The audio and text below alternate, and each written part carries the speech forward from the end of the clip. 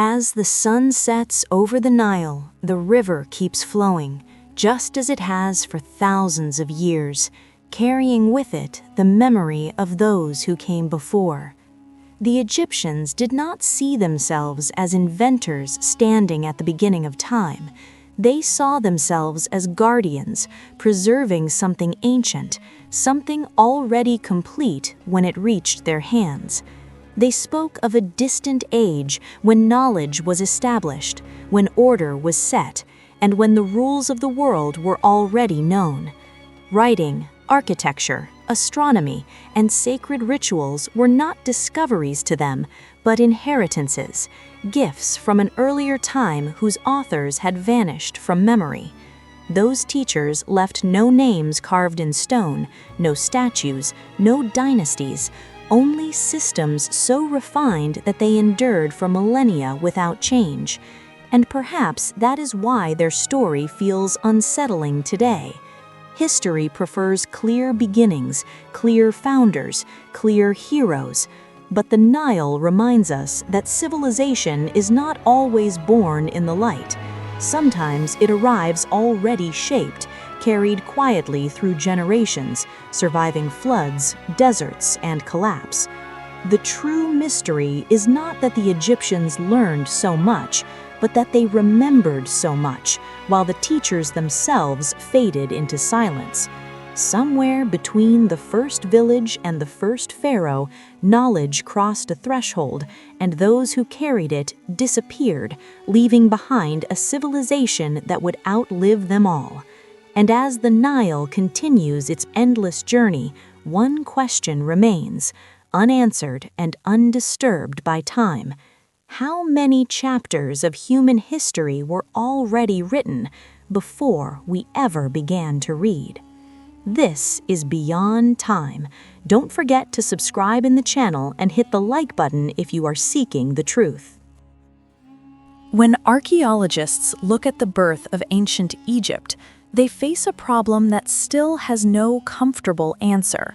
Around 3100 BCE, Egypt emerges as a unified state under the first pharaohs.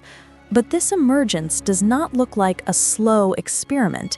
It looks like a finished system. Writing appears already standardized.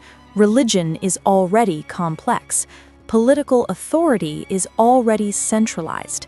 Egypt does not enter history as a student, it enters as a master. Hieroglyphic writing is one of the clearest examples. The earliest known hieroglyphs are not simple pictures used for basic communication. They are a complete system, combining phonetic sounds, symbols, and abstract ideas. This level of complexity normally takes centuries to develop. Yet in Egypt, there is no long trail of crude or experimental writing leading up to it. The system appears almost fully formed, as if it had been refined long before it was carved into stone. The same pattern appears in mathematics and engineering. Early Egyptian builders already understood geometry, proportions, and land measurement, all essential for agriculture along the Nile and for monumental construction. Surveying techniques were used to re-establish land boundaries after the annual floods. This required practical geometry and standardized units of measurement, which again show no clear developmental phase in the archaeological record. These were not trial and error methods, they were rules. Religion and state ideology show the same sudden maturity. From the very beginning of dynastic Egypt, the pharaoh is not just a ruler, he's a divine figure, part of a cosmic order known as Ma'at, the principle of balance, truth, and harmony. This concept governs law, architecture, ritual, and kingship. Such a unified worldview normally evolves over long periods of debate and conflict. In Egypt, it appears already accepted, already unquestioned. Artifacts like the Narmer palette, one of the earliest historical objects in Egypt, confirm this pattern. It does not depict a chaotic society discovering power for the first time. It shows a king, ritualized violence, religious symbolism, and political propaganda, already fully developed. This is not the birth of kingship, it is the continuation of an idea.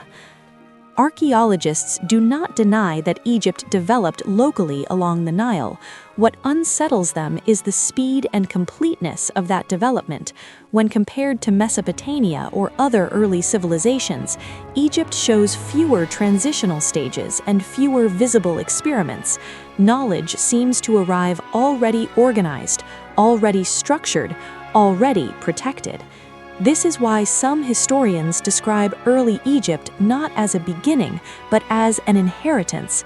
Something was passed down before written history begins. The evidence does not tell us who the teachers were, but it strongly suggests that the first Egyptians were not starting from zero. They were continuing something older, something already tested, something already known. And that realization changes the question entirely. The mystery is no longer how the Egyptians became so advanced, but who taught them before history started keeping records. When historians search for the teachers of ancient Egypt, they do not begin with myths, they begin with Egyptian sources themselves. And what they find is silence where names should be. The Egyptians recorded kings, battles, rituals, and laws in obsessive detail. Yet when it came to the origins of their knowledge, they spoke not of inventors, but of inheritance. Ancient Egyptian texts repeatedly refer to a distant, undefined past they called Zep Tepi, the first time. This was described as an age when order was established, when the rules of society, religion, and kingship were set. Importantly, Zep Tepi is not described as a period of learning or experimentation. It is described as a completed foundation. Modern Egyptologists interpret this not as a literal age of gods, but as a cultural memory, an echo of a time before written records. What makes this unsettling is that Egyptian religion consistently treats knowledge as something ancient, not progressive. Medical texts, architectural rules, and religious rituals are often introduced with phrases that translate to, "as it was in the beginning." Innovation was not praised. Change was viewed as corruption. Knowledge was valuable precisely because it was old. Archaeology supports this mindset. Predynastic sites such as Hierakonpolis, Nakata, and Abydos reveal organized societies that existed before the first pharaohs. There were temples before kings, ceremonial centers before dynasties, and burial traditions already rich with symbolism. This suggests that the ideological and religious framework of Egypt did not originate with the pharaohs, it predated them. Yet, here is the mystery. These early communities show sophistication, but they leave no clear line of teachers behind them, no founding figures, no schools, no recorded origin stories. The knowledge appears structured, but its architects are invisible. Egyptian king lists deepen the mystery. Some early records list rulers before the dynasties, figures later mythologized, removed from human history and placed into symbolic time. To modern scholars, these lists reflect a transition. Real ancestors slowly transformed into legend as their historical context faded. What remains is a pattern: knowledge without authors, systems without founders, civilization without a visible classroom. Most historians today believe the missing teachers were not supernatural beings, but the final generation of earlier Nile cultures whose memory was absorbed, preserved, and eventually anonymized. Their identities dissolved, but their teachings survived, locked into ritual, architecture, and tradition. The Egyptians did not ask who invented their knowledge. They believed that question had already been answered long ago. And perhaps that is why the teachers disappear from history, not because they never existed, but because Egypt was never interested in remembering individuals, only preserving what they left behind. If the teachers of Egypt disappeared, their knowledge did not. It survived because someone protected it. In ancient Egypt, That role belonged to the scribes, a small, powerful elite whose duty was not to invent, but to preserve. To understand the mystery of Egypt's knowledge, we must understand how scribes thought, worked, and obeyed tradition. From the earliest dynasties, scribes were trained to copy texts exactly as they were received, not to improve them, not to update them. Errors were considered dangerous. Change was considered disrespectful. Knowledge was sacred precisely because it was ancient. This mindset is confirmed by surviving texts, where scribes repeatedly emphasize that they are copying what was written before, not creating something new. This approach is unusual when compared to other civilizations. In Mesopotamia or Greece, scholars debated, corrected, and revised ideas. In Egypt, stability mattered more than innovation. Medical papyri, for example, contained treatments that were already considered ancient by the time they were written down. Architectural manuals followed strict proportions believed to reflect cosmic order, not human creativity. The goal was not progress, but preservation. This explains something critical.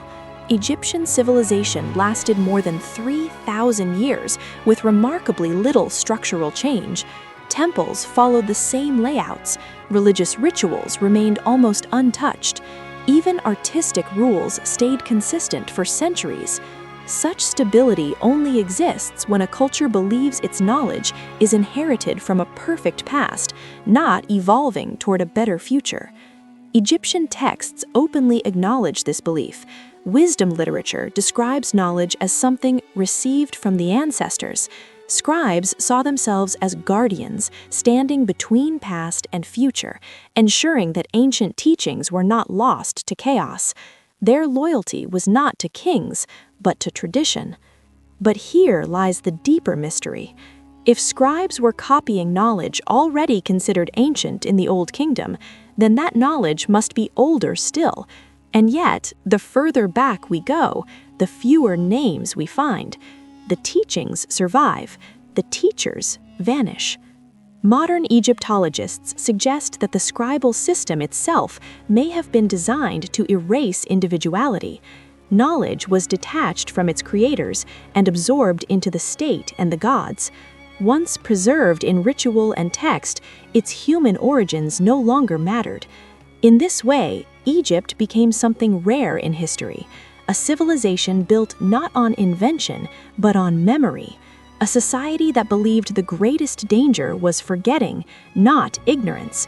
And so the scribes wrote, copied, and preserved century after century, ensuring that whatever knowledge arrived at the dawn of Egypt would continue long after its original teachers were gone.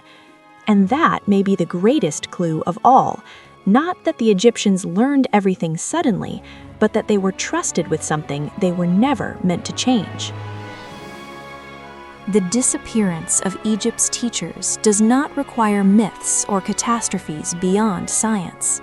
Archaeology and climate research point to a quieter, more unsettling explanation. The world around them changed.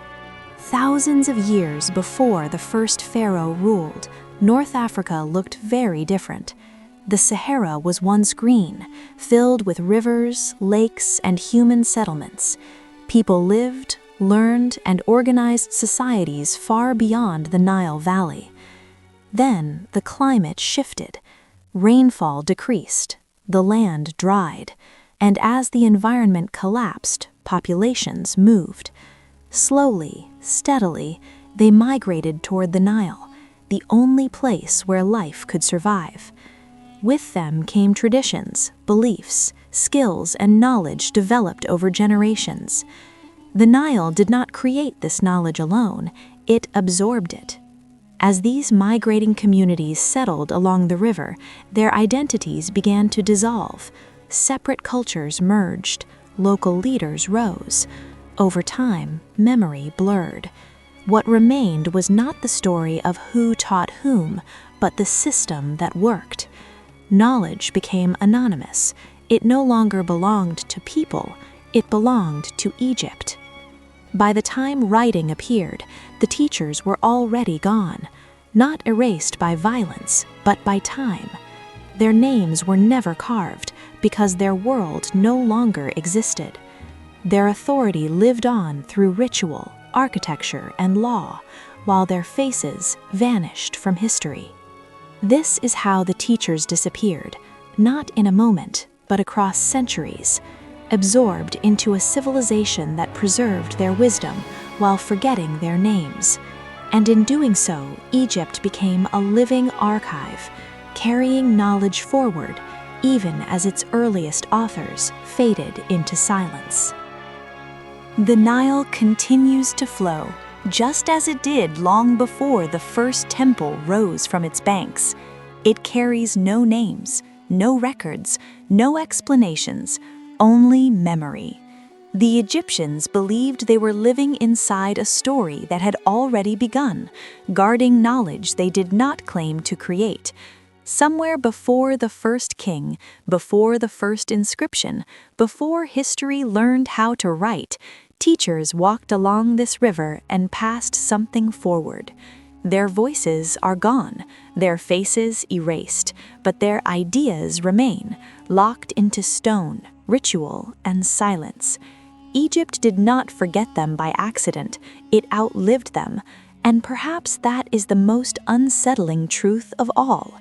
Civilization may not begin with invention, but with inheritance, and as the river moves endlessly toward the sea, one question remains, unanswered and untouched by time.